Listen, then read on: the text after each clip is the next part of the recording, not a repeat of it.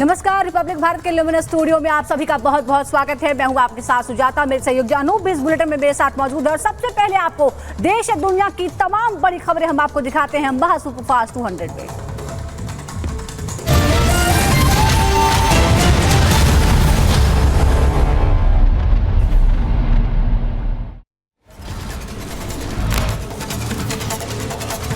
मध्य प्रदेश के राजगढ़ में बारातियों से भरी ट्रैक्टर ट्रॉली पलटी, हादसे में 13 बारातियों की मौत हुई।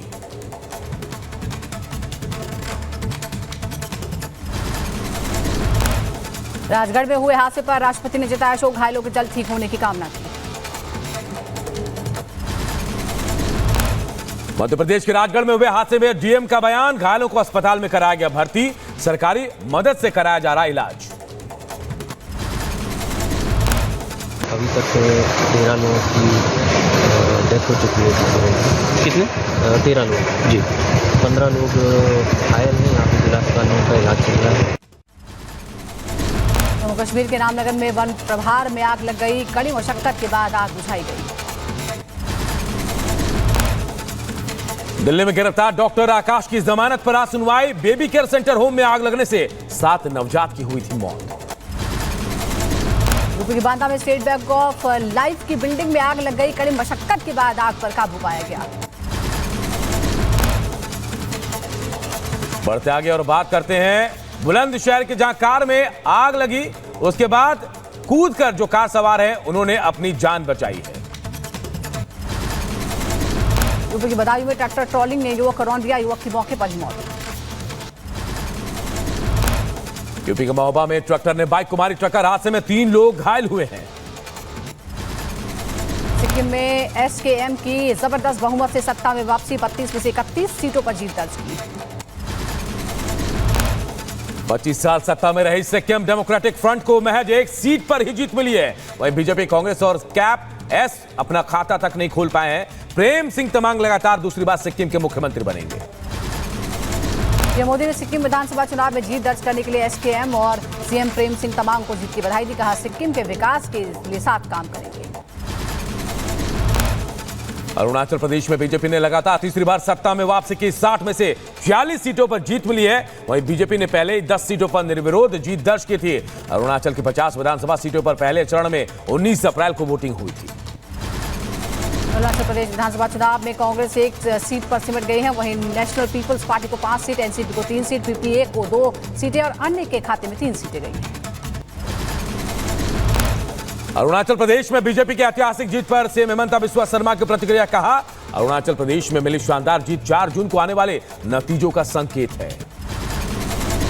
कांग्रेस नेता राहुल गांधी ने एग्जिट पोल पर उठाए सवाल, एग्जिट पोल को बताया मोदी मीडिया पोल, बीजेपी का पलटवार, कहा हार सामने देख बौखला गई है कांग्रेस। लोकसभा चुनाव में नतीजों से पहले कांग्रेस नेता राहुल गांधी का बड़ा दावा, कहा इंडिया गठबंधन को 295 सीटें आ रही हैं। राहुल के एग्जिट पोल वाले बयान पर बीजेपी नेता मनोज तिवारी का पलटवार, कहा यह राहुल गांधी की हताशा को दिखाता है। राहुल गांधी अपने जीवन में कभी सकारात्मक रास्ते पर नहीं चल सकते। राहुल गांधी पर बीजेपी नेता पीयूष गोयल ने साधा निशाना, कहा कांग्रेस और राहुल गांधी द्वारा मीडिया पर बार बार प्रहार किए जाते हैं, वो बंद किए जाए। जो भारत की अंतर्राष्ट्रीय छवि को आघात पहुंचाते हैं, हम उसकी घोर निंदा करते हैं। बीजेपी नेता हरदीप सिंह पुरी ने एक व्हाट्सएप मैसेज का जिक्र कर राहुल गांधी पर कसा तंज, कहा राहुल गांधी चाहते हैं एग्जिट पोल की रिकाउंटिंग हो, उनको आंकड़े इसलिए पसंद नहीं क्योंकि उनके पास चुनाव के दौरान कोई मुद्दे नहीं थे। इसलिए नहीं है क्योंकि उनके पास चुनाव के दौरान कोई सही मुद्दे थे नहीं। भारतीय जनता पार्टी को अपने आप में बहुत ही कन्विंसिंग मेजॉरिटी आने वाली है।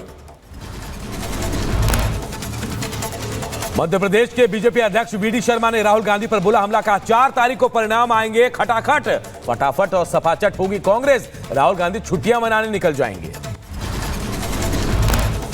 राहुल गांधी जी चिंता मत करो, जब आप 4 तारीख को परिणाम आएंगे तो खटाखट, फटाफट और सपासट सब हो जाए। एग्जिट पोल भी कह रहा है, और 4 तारीख को परिणाम आएंगे तो सपासट कांग्रेस होगी।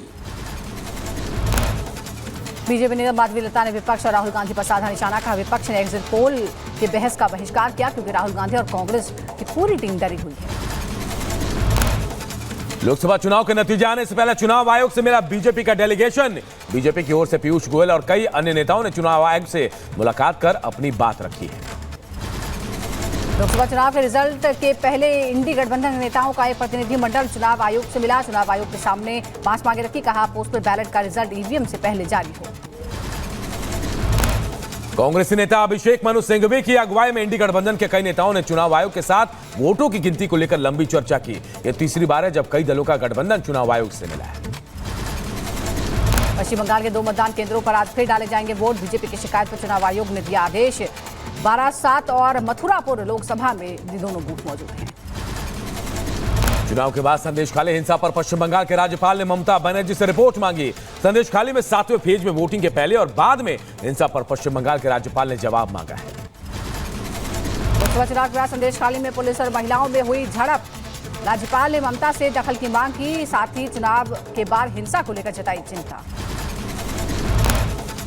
संदेशखाली में टीएमसी के गुंडई पर बीजेपी नेता अमित मालवीय का बड़ा दावा, कहा बंगाल पुलिस टीएमसी के गुंडों के साथ मिलकर लोगों को धमका रही है। 4 जून के बाद वो सभी महिलाओं को विधवा बना देंगी। पश्चिम बंगाल के नादिया में बीजेपी कार्यकर्ता की गोली मारकर हत्या। मृतक के रिश्तेदारों ने टीएमसी के गुंडों पर लगाया हत्या का आरोप। जगह जगह प्रदर्शन, दोषियों की गिरफ्तारी की मांग। लोकसभा चुनाव संपन्न होने के बाद चुनाव आयोग आज दोपहर 12:30 बजे प्रेस कॉन्फ्रेंस करेगा। सूत्रों के मुताबिक चुनाव आयोग लोकसभा चुनाव के वोटिंग प्रतिशत से लेकर मतगणना पर जानकारी दे सकता है। चुनाव आयोग ने पश्चिम बंगाल में केंद्रीय बलों की तैनाती की अवधि बढ़ाई। अब 6 नहीं 19 जून तक राज्य में तैनात रहेंगी केंद्रीय बलों की 400 कंपनियां। मतदान के बाद हिंसा की घटना के मद्देनजर चुनाव आयोग का फैसला। लोकसभा चुनाव खत्म होते ही टोल टैक्स में वृद्धि का ऐलान। आज से टोल रोड पर चलना हुआ और महंगा। देश भर में टोल टैक्स में 5% की वृद्धि। कार पर 5 रुपए और भारी वाहनों के टोल दरें 20 रुपए तक बढ़ाई गई है। दिल्ली शराब घोटाले के मामले में गिरफ्तार बीआरएस नेता के कविता की आज राजधानी कोर्ट में पेशी होगी। कोर्ट ने के कविता को बतौर आरोपी कोर्ट में पेश करने के लिए प्रोडक्शन वारंट जारी किया है। दिल्ली के मुख्यमंत्री अरविंद केजरीवाल ने कल शाम 5 बजे तिहाड़ जेल में सरेंडर किया। इससे पहले केजरीवाल ने आप के दफ्तर में कार्यकर्ताओं से मुलाकात की। सरेंडर करने के करीब 30 मिनट बाद ही राजधानी कोर्ट ने केजरीवाल को 5 जून तक ईडी की जुडिशियल कस्टडी में भेज दिया। एजेंसी